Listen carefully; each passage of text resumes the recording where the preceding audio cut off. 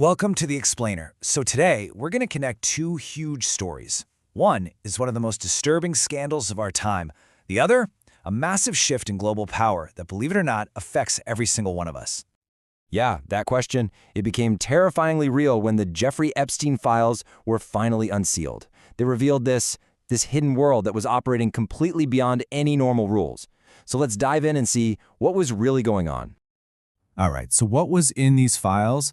Well, it was a flood of allegations against some of the most famous, most powerful people on the entire planet. What the files really exposed was this web of corrupt transactions. I mean, you had emails describing certain connections as deep, dirty partnerships. These arrangements built on total secrecy and, well, mutual benefit. Of course, when this all came out, the people implicated just dismissed it as political propaganda. In a lot of these relationships, they operated deep in the shadows. They created connections so toxic that they were actually cited as major factors in high-profile divorces. And this was happening even as their official teams were putting out these really strong, strenuous denials. What's really wild is that the scandal also pulled in huge names from the world of science and academia. And this sparked a really fierce debate. The question became, were these brilliant, influential thinkers actually willing participants, or was their credibility just being used as a kind of intellectual cover for all the disturbing stuff happening on that island? Ultimately, the documents just paint this staggering picture of a network where presidents, princes, and even top scientists were all tangled up together. So that leads to the big question, right? How does a network like this even exist, let alone operate with what seems like total impunity, right among the world's most powerful people? To even begin to answer that, we have to zoom out, way out, from the scandal itself and look at the world that allowed it to happen in the first place. You see, for the last 80 years or so, the world has been operating on a very specific set of rules. These were the rules that were put in place right after World War II. We call it the post-World War II world order. And really, it was this global agreement, all based on globalization.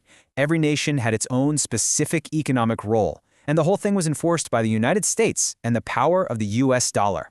This system, it created absolutely immense wealth. But, and this is a big but, it also concentrated that power into the hands of a very small global elite.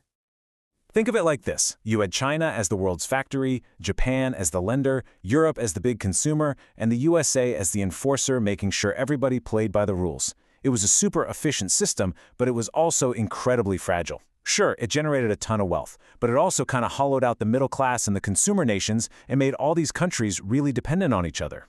And now?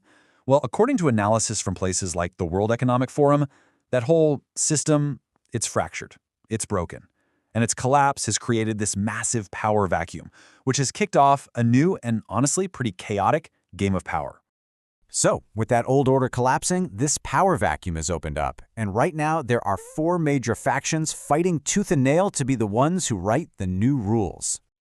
Okay, so let's break down these four key factions. First, you've got the financial globalists. For them, money is borderless. It's all about controlling capital flow.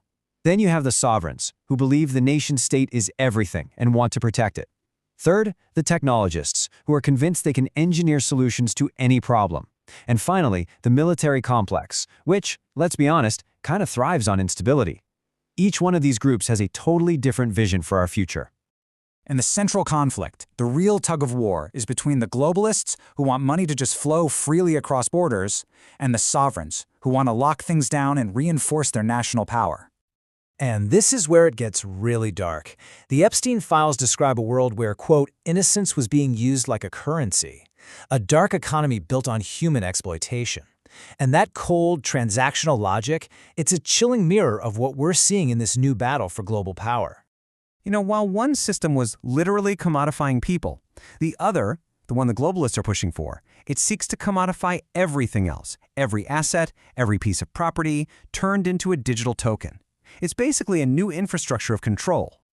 So here's the crucial point, the real connection we need to make. We have to understand how the absolute depravity of the Epstein scandal is really just a symptom of this much, much larger global shift. This scandal isn't some isolated crime. Think of it more as a preview, a terrifying preview of what elite power looks like when it's operating completely outside of the old rules. It's what happens when a powerful network truly believes it's not accountable to any system but its own. I mean, just look at the methods they used on Epstein's island. We're talking coercion, blackmail, secret enforcement networks. It's a perfect microcosm of the exact same power struggles that are now playing out on the global stage. And let's be really clear here. What we're witnessing, it's not some simple battle of good versus evil. It is a raw geopolitical negotiation. It is a battle of power versus power, all to decide who gets to control the future. The truth might be out there now, but that's not the end of the story. So far, none of the top-tier figures named in those files have faced any serious consequences, and that leads to a final, crucial question for all of us. As these new rules of power are being written right before our eyes, who is actually going to be held accountable? That question, that's the dark, unanswered heart of both the Epstein scandal and this new world order that's taking shape all around us.